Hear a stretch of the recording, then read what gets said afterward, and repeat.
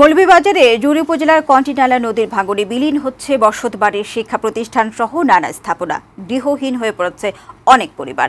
ঝুঁকিতে আছে কয়েকশো পরিবার। ভাঙন থেকে নদী তীরবর্তী স্থাপনা বাঁচাতে স্থায়ী বাঁধ নির্মাণের দাবি জানিয়েছে স্থানীয়রা। মৌলভীবাজার সংবাদদাতা ইমন দেব চৌধুরীর পাঠানো তথ্যচিত্রে লামিয়া আক্তারের প্রতিবেদন।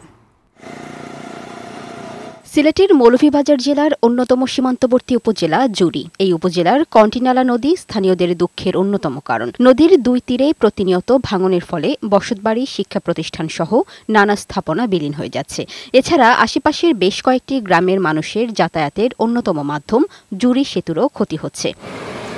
স্থানীয়দের অভিযোগ, এ নদীর তীর রক্ষায় স্থায়ী কোনো বাঁধ নির্মাণ হয়নি। তবে ২০১২ সালে জুড়ির কন্টিনালা থেকে রাবার ড্যাম এলাকা পর্যন্ত এক পাশ পাকা করা হলেও সম্প্রতি রাস্তার বিভিন্ন অংশে ভাঙন দেখা দিয়েছে। আমরা তো বাচ্চা কাছে খুব কষ্ট করি, আর রাস্তা নাই, বাড়িঘর নাই, যা আসিল রাস্তায় বাড়িঘর বন্যায় ভাঙ্গিয়া লইয়া যায়। এই নদী পাড়ের মানুষগুলাকে রক্ষার লাগে সরকার কোনো এখনো ব্যবস্থা নিচ্ছে না। ঘর বাড়ি ভাঙ্গার কারণে আমাদের বাড়িঘরে থাকতাম পারতেছি না আমরা। জেলা পানি উন্নয়ন বোর্ড বলছে, ইতিমধ্যে এসব সমস্যা ঊর্ধ্বতন কর্তৃপক্ষকে অবহিত করা হয়েছে। একটি সমীক্ষা প্রকল্প গ্রহণের জন্য একটা প্রস্তাবনা প্রেরণ করব।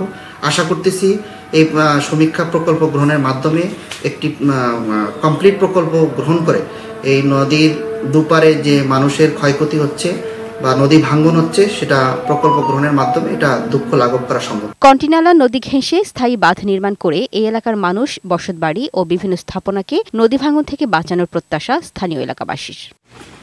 ডেস্ক রিপোর্ট, বৈশাখী সংবাদ।